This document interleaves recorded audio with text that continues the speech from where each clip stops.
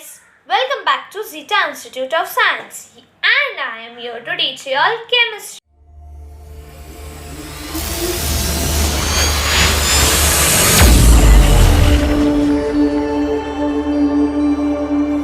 Recap what we have studied in the last previous lectures.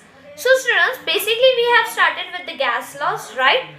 And then we were dealing with the ideal gas equation in the last lecture. I know आप लोग bore हो गए थे relationship check कर करके कि इसका relation इसके साथ क्या है, डेंसिटी के साथ क्या है, मोलर मास, प्रेशर, टेम्परेचर को डील करते हुए थक गए थे. Now in this lecture we are going to study with the last gas law. उसके बाद कुछ definitions वगैरह कवर करेंगे, कुछ काइनेमेटिकल थियोरीज चेक करेंगे, फिर आइडियल गैस जो होती है उसका बिहेवियर क्या होता है, and at the last we are going to deal with the ideal gas behaviour and the real gas behaviour. दोनों के बीच में डिस्टिंग्विश क्या है वो चेक करेंगे. ओके स्टूडेंट्स, आई होप आप लोग एनर्जेटिक हो और अगेन आप लोग वो रिलेशंस वगैरह चेक करने के मूड में. Okay students, let's continue with our topic. Now let's check with the last gas law, that is Dalton's law of partial pressure. तो अब हम चेक करते हैं कि इस लॉ में एक्चुअली है क्या. So the statement for this gas law is the total pressure of a mixture of two or more non-reactive gas is the sum of partial pressure of the individual gases in the mixture. I'm repeating the statement, just listen it carefully, try to note down the statement. The total pressure of a mixture of two or more non-reactive gas is the sum of the partial pressure of the individual gas in the mixture. So what this statement says, or what Dalton says, is that जो total pressure होता है, total pressure means P total, ये क्या होता है? It is the sum of partial pressure of individual gas. Means हर एक gas का कोई, suppose I have 3 to 4 gases, जो भी जितने भी gases है, तो जितने भी gases है उसका जो भी pressure होता है, individual gas का pressure means gas 1 का pressure, gas 2 का pressure, gas 3 and so on, उसका total means P1 pressure, P2 pressure plus P3 pressure and plus so on. जितने भी pressure है उतना. Okay? Now students, what is actually partial pressure? The pressure exerted by an individual gas in a mixture of two or more gases is called as the partial pressure. मतलब देखो, partial pressure क्या है? ये mixture है, right? ये पूरे gases जितने भी 3 गैसेस है सपोज, एंड इस गैसेस का मिक्सचर है एक. मीन्स ये है मेरा एक कंटेनर, ये मीथेन गैस, ये कोई दूसरा गैस, ये जो means this symbols are my different types of gases. Now partial gas is partial pressure is like ये वाला. अगर मैं सिर्फ इसको कंसीडर करती हूँ वाई मॉलिक्यूल वाले गैस को, तो इसका जो भी प्रेशर होगा, ये पूरा मिक्सचर है, राइट? अब इसमें सारी चीजें मिक्स हो गई, राइट? तो इसमें ये वाला जो गैस मॉलिक्यूल, इसका क्या प्रेशर अप्लाइड होगा, मींस ये क्या प्रेशर जनरेट कर रहा है, that pressure is my partial pressure. I am rerepeating the statement of partial pressure. The pressure exerted by an individual gas in a mixture of two or more gases is called as partial pressure. Okay students, हमारे partial pressure Dalton's के law के wise जो statement है वो, उसके wise मैंने एक mathematical representation कर ली. अब इसमें कांस्टेंट क्या है वो कोई बता सकता है? Any idea what is constant in this? Don't worry, I will let you know. T, that is temperature, and V, that is volume, is constant in Dalton's law. सो ये जो गैस लॉ है इसमें कांस्टेंट क्या है? Temperature and volume. Okay students, where P total, ये जो मेरा P total है वो क्या है? Total pressure of the mixture, जो भी मिक्सचर है उसका total. P1, P2, P3 are the gases, are the partial gases of individual gases 1, 2, 3। तो गैस 1 का इंडिविजुअल ये, गैस 2 का इंडिविजुअल ये, गैस 3 का इंडिविजुअल ये। क्या gas individual? Partial pressure. Okay, so this is the statement for Dalton's law. Now we will check with partial pressure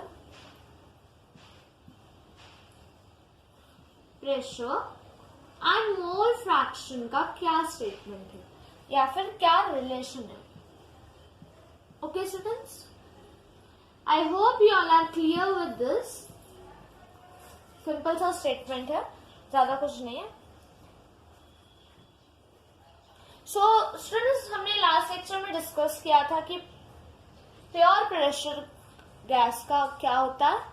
वो pure pressure of a gas is noted by which formula? PV is equals to nRT। अगर सिर्फ pressure की बात करेंगे तो this volume will not come here, it will come here. So this is the pure pressure of any of the gas, जो भी gas है उसका प्योर प्रेशर है, जिसमें कांस्टेंट क्या है? V and T। अगर हम इस स्टेटमेंट के वाइज डाल्टन्स लॉ को अभी देखो, इसमें अगर मैं T and V कांस्टेंट बोल दूंगी तो ये वाला टर्म और ये वाला टर्म कांस्टेंट हो जाएगा। R तो पहले से ही कांस्टेंट है, right students? So considering this V and T constant, R तो पहले से ही कांस्टेंट है, तो क्या आ जाएगा? बचेगा P और N। तो हम बोल सकते हैं कि जब सारी चीजें कांस्टेंट है तो सिर्फ एक N है जो डिफरेंट चेंज होगा, तो ये डायरेक्टली प्रोपोर्शनल है। मैंने आपको लास्ट लेक्चर में बताया था कि डायरेक्ट प्रोपोर्शनल है, इनडायरेक्ट प्रोपोर्शनल है। अगर आपको कंफ्यूजन हो रहा है तो किस मेथड से चेक करना है? मीन्स यहाँ पे सिर्फ इतना बच रहा है ना, P is equals to N equal to N, बाकी RTV जो है वो कांस्टेंट है, ऐसे है ना। तो P is directly proportional to N। So now we will check कि डाल्टन्स लॉ ऑफ प्रेशर के वाइज अगर वॉल्यूम वगैरह सेम है तो पार्शियल प्रेशर कितना आता है, टोटल प्रेशर कितना आएगा।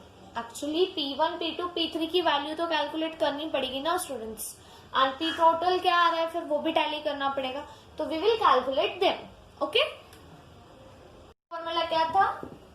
P is directly proportional to N। ये एक फॉर्मूला बचा था हमारे पास। क्यों बचा था ये? Because P is equals to N RT upon V was constant, right? So हम इसको एक इक्वेशन 1 दे देते हैं। हमारा जो डाल्टन्स लॉ का फॉर्मूला है वो क्या है students? P total is equals to P1 P2 plus P3 plus so on. इसको मैं दे देती हूँ equation number 2। Okay students, check, हाँ मैंने इन दोनों को इक्वेशन 1 इक्वेशन 2 में बाइफरकेट किया। अब अगर प्रेशर ये है तो फिर प्रेशर 1 फर्स्ट गैस का भी यही होगा, सेकेंड गैस का भी वही होगा, सिर्फ डिफरेंस क्या होगा? नंबरिंग का। So for P1 pressure, my pressure will be like N1 RT upon V। ये होगा equation 3।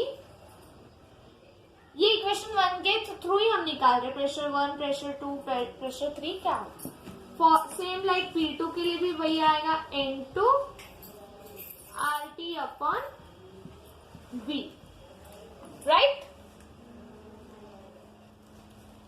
And same for R3, we will calculate for P3 also, that is N3 RT upon v। ठीक है students, अब P1, P2, P3 इसको equation 4, इसको equation 5 दे दिया मैंने। अब students what I will do is I will substitute equation 3, 4 and 5 in equation number 2। So substitute 3, 4 and 5 equation in equation 2. What I will get is P total वैसे ही रहेगा।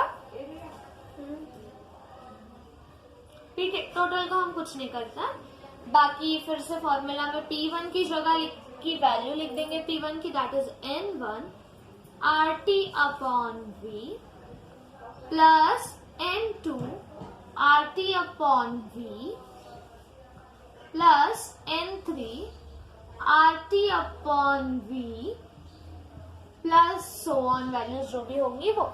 Mean students मैंने P1, P2 and P3 को किससे replace कर दिया, उनकी values से जो हमने अभी अभी जस्ट फाइंड आउट की थी। इतना आप लोगों को समझा? Now students in the next step what I can do is you can see in this equation that RT upon V, RT upon V, RT upon V is same, right? तो ये common term हो जाएगा, तो P total वैसे ही रहेगा। RT upon V मेरा common है तो मैं इसको बाहर निकाल दूंगी। फिर बचेगा क्या, अगर इसमें से RT upon V निकल गया तो only N1 will be pending। इसमें से भी RT upon V निकल गया तो ओनली N2। इसमें भी RT अपॉन V निकल रहा तो इसमें बचेगा N3, right? Plus so on, values जो भी है हमारी। Now students N1, N2, N3 means जितने भी N है उसका एक्चुअल टोटल ही निकाल रहे हैं ना हम। नंबर ऑफ मोल्स का पूरा टोटल आएगा, जितने भी गैसेस रिएक्शन में है उसके टोटल नंबर ऑफ मॉलिक्यूल्स या फिर मोल्स हमें निकालने हैं। So what we will do is P total वैसे ही रहेगा, RT upon V is the constant term. Now this N will be becoming as total, क्योंकि हम सारा एडिशन ही कर रहे हैं ना, तो N total लिख सकती हूँ मैं, right students? So this is one type of expression of number of moles का, तो इसको हम इक्वेशन नंबर 6 दे देते हैं। Okay, copy this fast, then we will move on to further कि इसमें अगर हमें मोल फ्रैक्शन ऐड करना है तो वो कैसे करेंगे। इतना आप लोग नंबर ऑफ मोल्स तक सॉल्व कीजिए, फिर उसके बाद हम मोल फ्रैक्शन वाला चेक करते हैं। इक्वेशन 6 था। अब अगर इसको मोल फ्रैक्शन में लिखना है तो we know that mole fraction का फॉर्मूला क्या होता है स्टूडेंट्स, मोल फ्रैक्शन में denoted by x। So x is equals to जो भी गैस का नंबर लेना, मीन्स अगर हमें ऊपर N1 रखना है तो we can keep it as like, और नीचे पूरा टोटल रखते हैं हम कभी भी नंबर ऑफ मोल्स का। So this is the general formula for mole fraction, that is x is equals to जो भी फर्स्ट या सेकंड गैस का आपको मोल फ्रैक्शन जिसका भी निकालना है उसको अपॉन में रखना है, नीचे पूरा टोटल का। ओके, सो बेसिकली अगर इसको भी हम करें तो इसका फॉर्मूला ऐसे हो जाएगा N1 अपॉन N टोटल, ये ऐसे हो जाएगा। Now keeping it as equation 7, so अगर हम चाहे तो इसमें से N टोटल की वैल्यू निकाल सकते हैं।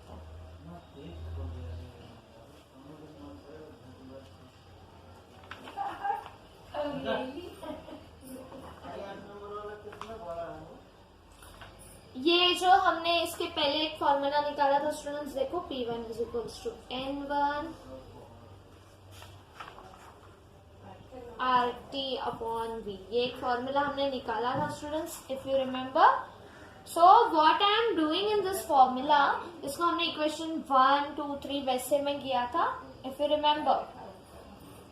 सो what I will do is I will just shift this RT upon V over, means क्या, N1 और P1 को इंटरचेंज कर देंगे।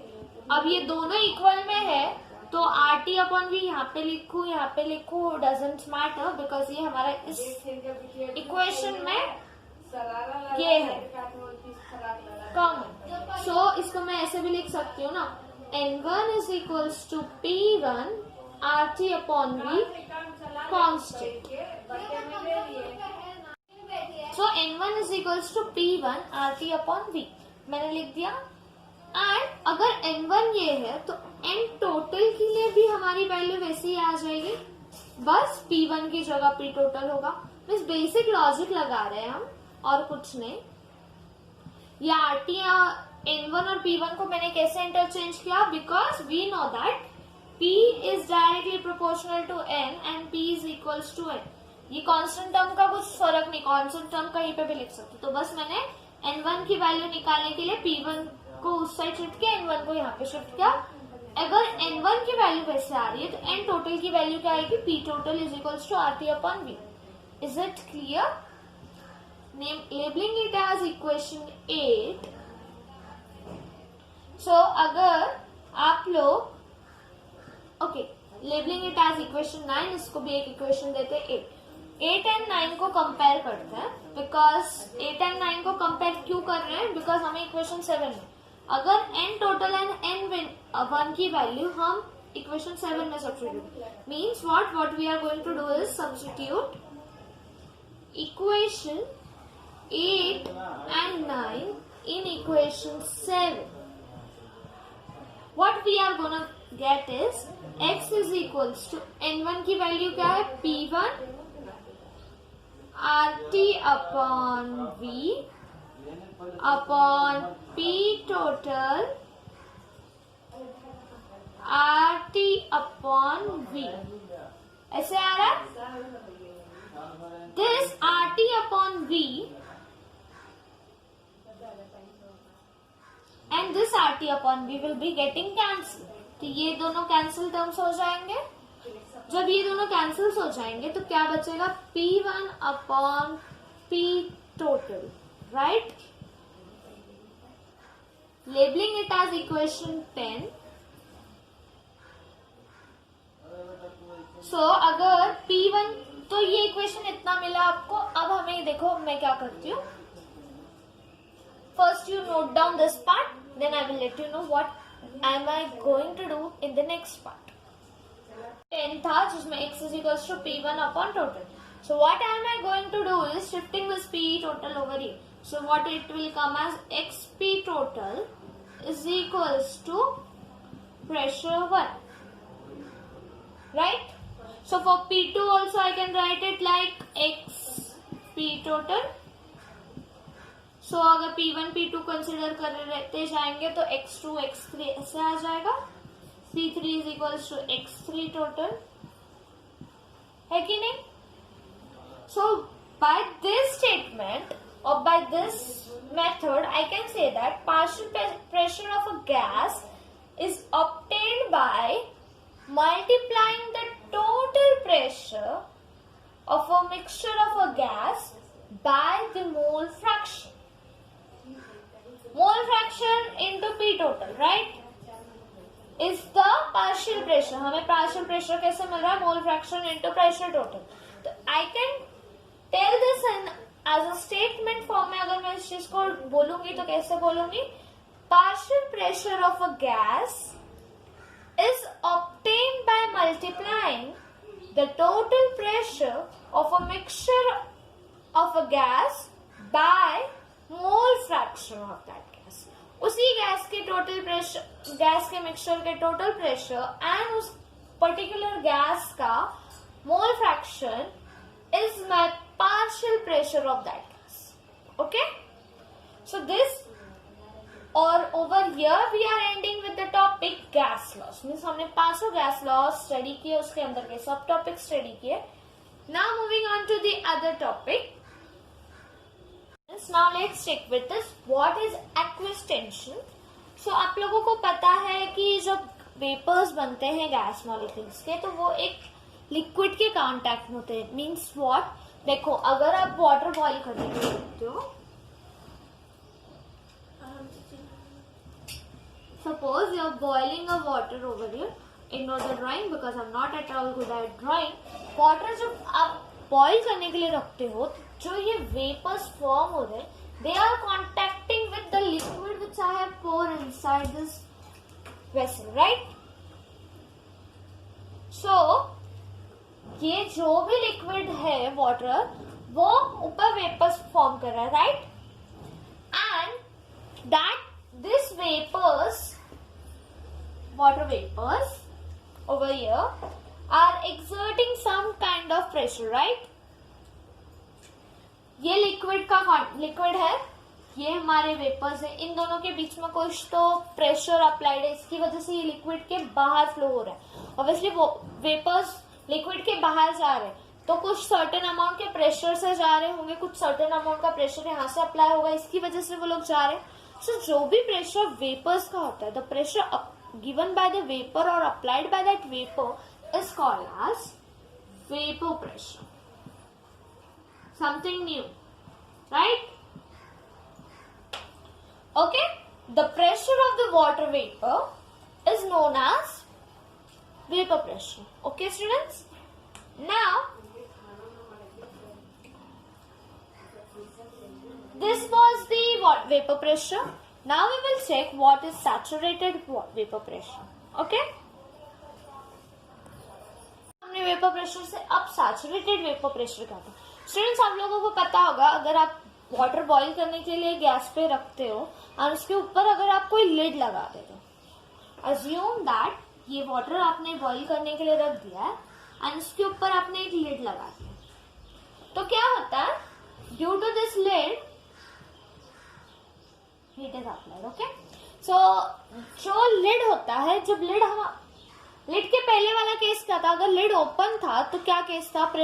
वेपर्स बाहर आ रहे थे, which were called as vapour pressure, right? अब अगर हमने ये लिड रख दिया है, तो लिड आप रखते हो तो ऐसे नहीं करते कि एक मिनट में, एक सेकंड में उसको निकाल. लिड रखने के बाद हम जनरली 5-10 मिनट्स वेट करते हैं कि पानी जल्दी गर्म हो जाएगा. क्यों जल्दी गर्म होता है? देखो, अब ये मैंने लिड लगा दिया, तो जो प्रेशर, वेपर प्रेशर बन रहा था, जो भी वेपर्स बन रहे हैं, वो बन तो रहे हैं यहाँ पे, लेकिन वो हमारे इस कंटेनर के अंदर ही रोटेट हो रहे, मीन्स वो कंटेनर के बाहर आ ही नहीं पा रहे, राइट? सो एंड फिर एक टाइम पीरियड के बाद होता है कि 5-10 मिनट्स की सर्टेनिटी के बाद जब हम ये लिड रिमूव करते हैं, तो ये जितने भी वेपर्स यहाँ पे फॉर्म्ड है, जितने भी है, अगर ये लिड में रिमूव करती हूँ तो वो लोग एक सर्टेन अमाउंट का जो हाई प्रेशर होगा, एकदम हाई प्रेशर में ये सारा बाहर आ जाएंगे, सारे वेपर्स बाहर आ जाएंगे. जनरली आप चेक कर सकते हो, आप किचन में भी जाओगे, अगर पानी बॉईल करने रख रहे हो तो 2-3 मिनट ऑब्जर्व करो, जब आपने लिड खुला रखा है तो वेपर का जो प्रेशर होता है वो कैसे होता है. लेकिन लिड लगा के 5 मिनट्स रुको और उसके बाद उस लिड को रिमूव करो तो वेपर का प्रेशर चेक करना आप लोग. तो जो वेपर्स उस टाइम पीरियड में बाहर आएंगे लिड ओपन करने के बाद, they will be having maximum pressure, and the maximum pressure in which this vapors come out is called as saturated vapor pressure. Okay, so what actually is saturated vapor pressure? The vapor which reaches a maximum pressure is called as saturated vapor pressure. Means इसमें जो pressure होगा वो क्या होगा? Maximum. And जो pressure, जो amount of pressure वो लोग एक्सर्ट करते, मीन्स ये एक सर्टेन प्रेशर से बाहर आ रहे हैं. मैंने बताया आप लोगों को, ये वेपर्स जो अंदर फॉर्म वगैरह हुआ है उसको तो हमने सैचुरेटेड वेपर प्रेशर बोलते हैं, लेकिन जो प्रेशर वो लोग एक्सर्ट करते हैं अपने कंटेनर के अंदर और फिर लिड ओपन करते ही बाहर आ जाते हैं, that pressure is called as aqueous tension and it is noted by P aqueous. AQ stands for aqueous. So generally saturated vapor pressure की वजह से क्या फॉर्म होता है? Aqueous tension. So aqueous tension is nothing but the pressure exerted by the saturated water vapor is called as aqueous tension. Okay students? ऐसा numerical type है या फिर एक थ्योरी बोल दो. ये जो प्रेशर होता है ड्राई गैस का, नॉर्मल गैस का, वो क्या होता है, टोटल प्रेशर जो अप्लाइड होता है वो एंड पी एक्वस का सबट्रैक्शन, मीन्स ये दोनों का subtraction is the pressure of the dry gas. अगर आपको किसी गैस का, ड्राई गैस का आंसर फाइंड आउट करना है कि कितना परसेंटेज है या फिर जो भी है, तो वो आप कैसे कैलकुलेट कर सकते हो, जितना भी पूरा प्रेशर अप्लाइड हो रहा है उस गैस के अंदर, that minus the pressure up जो एक्वस टेंशन आ रहा है वो. ओके, ये सारी चीजें तो होगी. Now we are going to check with the kinetic molecular theory. So ये थ्योरी किसने पुट की थी वो हमारे लिए मैटर नहीं करेगा. हम उसके कुछ 7 assumptions दिए गए हैं काइनेटिक मॉलिक्यूलर थ्योरी के, which we are going to just see. And the task for you all is that you have to copy all the 7 assumptions from your textbook into your notebook. That this assumptions on your textbook is given on the page number 151. I'm not going to write it on this, but I'm going to explain you what is actually kinetic molecular theory के 7 assumptions क्या. Okay students? Assumption of this is that gases consist of tiny particles. We know that कोई भी air, हमने start of the lecture जब हमने gas के characteristic study किए थे, तो I said that air is the composition of many other gases. So basically gas particles बहुत छोटे होते हैं. Why they are small? Because molecules है, एटम्स है यार, तो ऑब्वियसली वो छोटे ही होंगे. Any molecule and any atom is having a definite shape, structure. तो बेसिकली अगर आप ट्राई करोगे आपके एटमॉस्फेयर में चेक करना, तो you can not see any gas particle. धुआं देख सकते हो, you can see the smoke, you can see the ash. After producement of कोई भी चीज बर्न करने के बाद स्मोक एंड एश आप देख सकते हो, but you can not see the gas molecule. Why cannot you see the gas molecule, or why cannot you see any of the molecule or atom? Because it is so tiny that it is not seen by the eyes. आपको कोई microscope चाहिए, वो भी high quality microscope जो होते हैं, उसी से आप इन चीजों को देख सकते हैं. तो very first assumption is that gas consists of tiny particles. That tiny particles are molecules or atoms. The second assumption is that gas molecule remain apart from each other. आप लोगों को मैंने पहले भी बताया था कि जो गैस मॉलिक्यूल्स होते हैं, अगर वो इस कंटेनर में मैंने फिल किया, तो one molecule it is over here, it will be second molecule over here. ऐसे मींस बहुत ज्यादा डिस्टेंस एंड बहुत ज्यादा स्पेसिंग पे होते हैं, राइट. देयरफॉर जो इनका एक्चुअल वॉल्यूम होता है ना गैस पार्टिकल का, वो नेग्लिजिबल होता है. ऑब्वियसली इतना दूर है तो वॉल्यूम कैसे कैलकुलेट करेंगे, तो इसके लिए ये मैंने आप लोगों को कैरेक्टरिस्टिक्स बताते वक्त ही बताया था कि जो इनका वॉल्यूम होता है दैट इज नेग्लिजिबल. इसकी वजह से हम इसको हाईली कंप्रेसिबल करते, मीन्स हाईली कंप्रेस करने के बाद जब ये कंप्रेस हो जाते तो कॉम्पैक्ट स्ट्रक्चर हो जाते, तब हमें कुछ जाके गैस का मॉलिक्यूल मिलता है, वरना हमें गैस मॉलिक्यूल का वॉल्यूम नहीं मिलता. Okay, so the second assumption is gas molecules remain far apart from each other.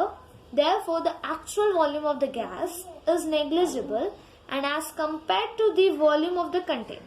तो जो भी कंटेनर का वॉल्यूम होगा वही हम गैस मॉलिक्यूल को ये देते हैं, एंड इसी वजह से हम गैस को कंप्रेस करते हैं ताकि हमें कुछ वॉल्यूम मिले. बिना वॉल्यूम के कैसे चलेगा, है ना कहीं वॉल्यूम कांस्टेंट रखते हैं ना हम गैस का, तो वो कांस्टेंट रखने के लिए हमें उस गैस को कंप्रेस करना पड़ता है, वो भी हाई अमाउंट में.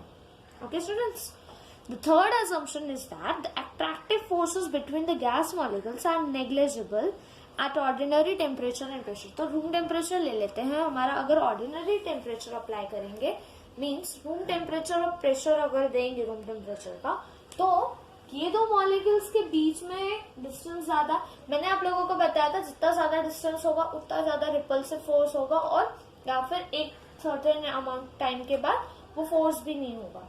सो मॉलिक्यूल्स इतने दूर है कि कोई फोर्स जनरेट ही नहीं हो पाता इनके बीच में. So the force between the gas molecule is also negligible. Okay students, the fourth kinetic assumption is that they are randomly arranged. आप लोगों को ऑलरेडी पता है कि गैस मॉलिक्यूल्स कैसे भी अरेंज होते हैं, इनको कोई फिक्स पैटर्न नहीं होता.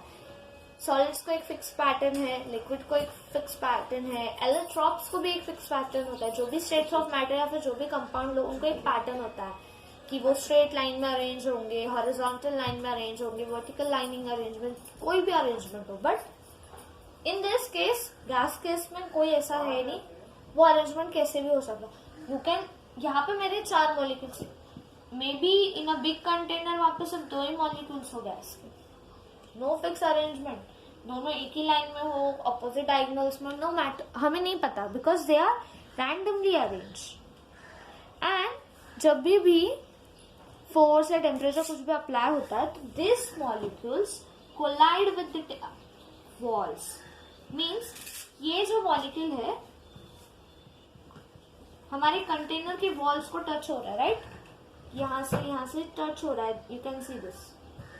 So they are producing some type of collision with the containers of containers. Okay? ये वाला जो मॉलिक्यूल है वो भी अपने पॉसिबल डायरेक्शन में प्रेशर अप्लाई करेगा, राइट? तो जब ये लोग प्रेशर अप्लाई करते हैं तो ये दूसरे गैस मॉलिक्यूल के साथ जल्दी कोलाइड नहीं होते, बट जिस कंटेनर में हमने इनको डाला है उस कंटेनर की वॉल के साथ ये कोलिजन पे आते हैं. Okay? The fifth assumption is that pressure of the gas is due to the collision of gas molecules because of the wall content.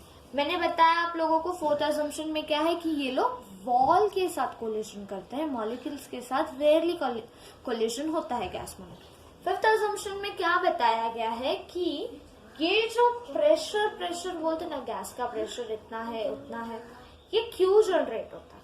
The main reason behind the generation of this pressure of a gas is because of the collision.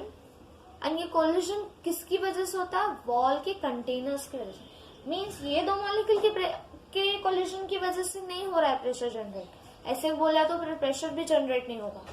Pressure क्यों generate हो रहा है? Because ये जो molecules है वो अपने wall जो कंटेनर है उसके साथ यहाँ पे कोलाइड हो रहे हैं. मीन्स बार बार जाके वहां पे टच हो रहे हैं, जिसकी वजह से एक थोड़ा प्रेशर बन रहा है. एंड ओवरऑल गैस मॉलिक्यूल का प्रेशर कंटेनर के साथ कोलिजन जो हुआ उससे ड्रॉप होता है. The sixth kinetic molecular theory क्या है? The collision of the gas molecules are perfectly elastic in nature. Elastic होते हैं ये लोग, एंड इसी की वजह से जो टोटल एनर्जी होती है गैसियस पार्टिकल की वो सेम होती है. As they are elastic in nature, students, जो भी एनर्जी जनरेट होती है या मीन्स अगर इस मॉलिक्यूल के पास 5 जूल की एनर्जी है सपोज, तो जब कोलिजन होगा तो भी एनर्जी 5 जूल ही रहेगी, रिड्यूस नहीं होगी. क्यों रिड्यूस नहीं हो रही है? Because they are elastic in nature, जिसकी वजह से energy remains the same even after the collision. Okay?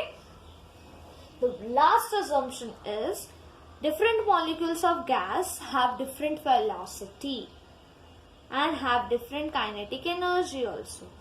और जो average kinetic energy होता है that is directly proportional to the temperature. अगर मैं यहाँ पे एक M करके गैस मॉलिक्यूल लूँ और एक X करके गैस मॉलिक्यूल ले रही हूँ, तो ये दोनों के बीच में जो डिफरेंस है वेलोसिटी का, मीन्स ये जो V होता है, final velocity, initial velocity, uv, जो भी होता है वो डिफरेंट होगा दोनों मॉलिक्यूल्स के बीच में. एंड जो काइनेटिक एनर्जी प्रोड्यूस होगी दोनों के मॉलिक्यूल के साइड से, that will also be different. And because of this kinetic energy is directly proportional to the temperature, and this temperature is always absolute temperature. Means temperature in degree Kelvin. Okay students? So this was about the 7 assumption of kinetic molecular theory of gas. You will find the statement of this same in your textbook at page number 151. I am noting the page number over here. Page 151 text book. So note it down And if you have any doubt, just let me know. Another theory part, that is ideal gas behavior. So इसको भी आप listen करो and जैसे जैसे मैं बोल रही हूँ वैसे आप लोगों को नोट करना कन्वीनियंट है तो नोट कर लो. Okay, so basically this ideal gas is the gas which is following the which law? Ideal gas law. What is our ideal gas law? That is PV is equals to nRT. जो भी gas ये वाला equation follow करता है, इस equation के wise उसका solution आता है, that gas is called as an ideal gas or a gas behaving ideally. Okay, ये हमने आइडियल गैस के न्यूमेरिकल मीन्स आइडियल गैस के जब रिलेशन चेक किया था एंड डेरिवेशन चेक किया था तभी भी मैंने बोला था गैस बिहेविंग आइडियली और following this equation is an ideal gas. If you have not watched with the derivation of ideal gas, you can watch it through our channel Zeta Institute of Science or from the link provided in the description box. Okay, so now this was about the gas. Now we are going to learn what is ideal gas and real gas में क्या difference है, हम simultaneously cross check करें. So take your pen, take your notebook, make two half of your page, one as the ideal gas side and one as a real gas side. Okay, this is ideal gas and this is real gas.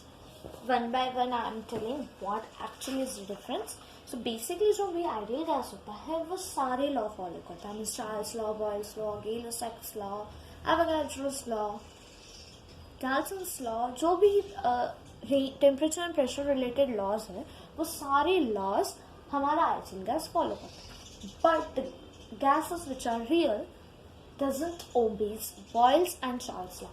ये दोनों law वो follow नहीं करता.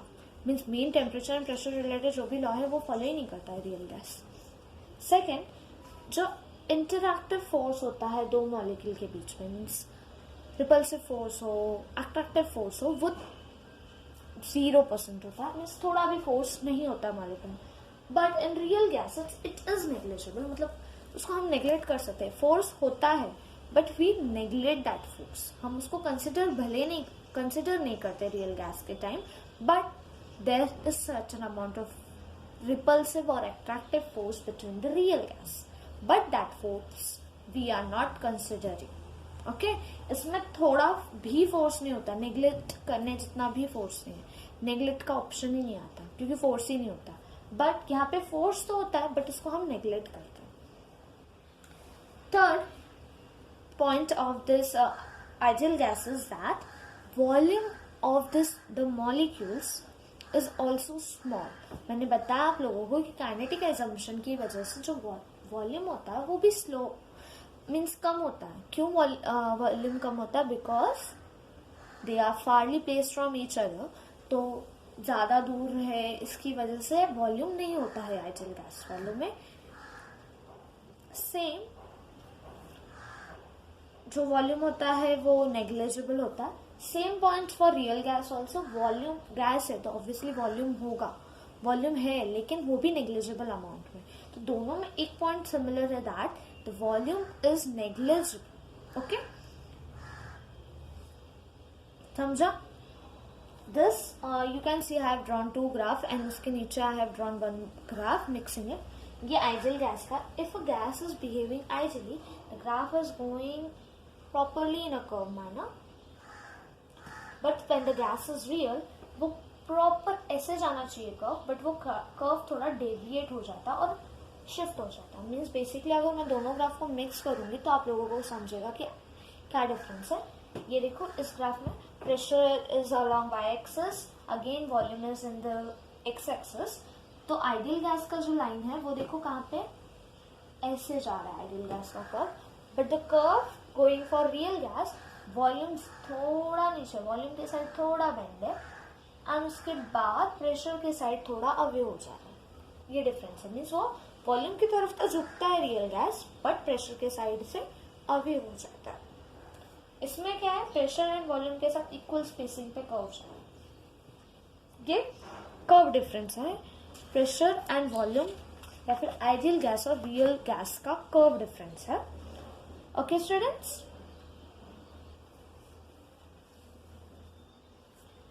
Molecules of ideal gas के बारे में बात करते हैं. अगर you can note that points also. I have mentioned few points but extra points also you can mention. कुछ जाएगा नहीं. You will get extra knowledge and it will be helpful if it is coming for 2 or 3 marks as a distinguish between. So, one point is common as I said. Which point is common? Yes, the point that both the force gases is having a volume but the volume is negligible. अब अगर molecules की बात की जाए तो ideal gas में जो भी molecules होते हैं they are perfectly elastic in nature molecules है यहाँ पे. रियल गैस में जो molecules होते हैं they are not perfectly elastic. I am using the word perfectly. Molecules are perfectly elastic. Molecules are not perfectly elastic. Okay?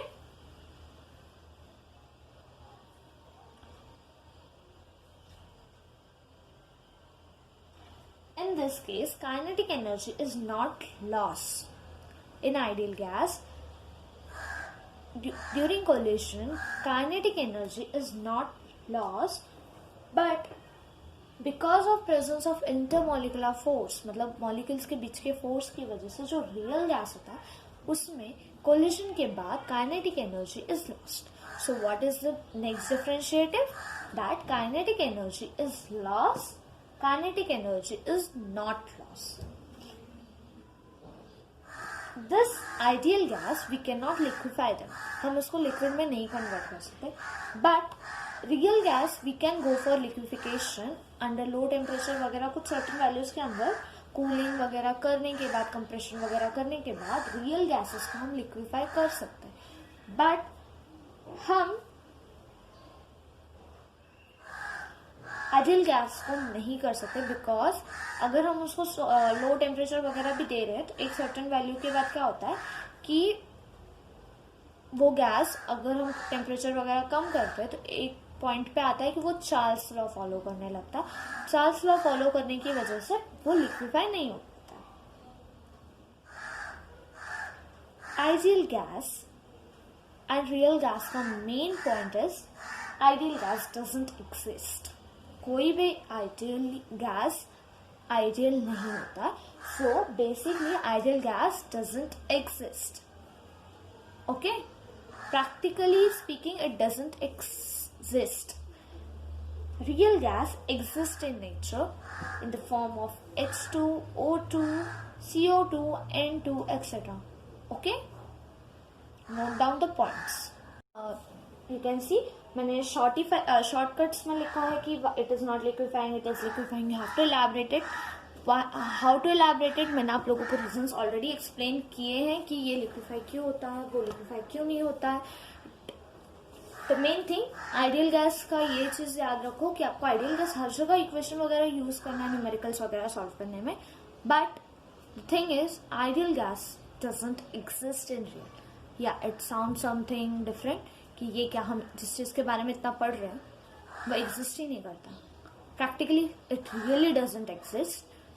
But real gas actually exist. तो आप real gases के properties अच्छे से याद कर लो, फिर उसको वाइस वर्सा करके आप आइडियल गैस में भी यूज कर सकते हैं. Okay, let's check with the topic compressibility factor. So जो रियल गैसेस होते हैं ना वो आइडियल बिहेवियर थोड़ा बहुत दिखाते हैं. वो आइडियल बिहेवियर दिखाते वक्त जो प्रेशर होता है उस गैस के अंदर दैट एक्चुअली बिकम्स जीरो. तो जो प्रेशर होता है वो क्या हो जाता है, पूरा जीरो हो जाता है. एंड जिसकी वजह से एक फैक्टर आता है compressibility factor which is denoted by letter Z. And इसमें क्या होता है जो P प्रेशर है वो तो ऑलरेडी जीरो हो चुका है. So what actually is compressibility factor? It is a term where you can see that ideal behavior जो होता है गैस का उसमें थोड़ा डेविएशन हो गया. तो compressibility factor जो है that is the ratio of pressure volume upon number of moles, rate of gas constant and temperature. That is, it is the ratio of PV up PV and nRT. Okay students?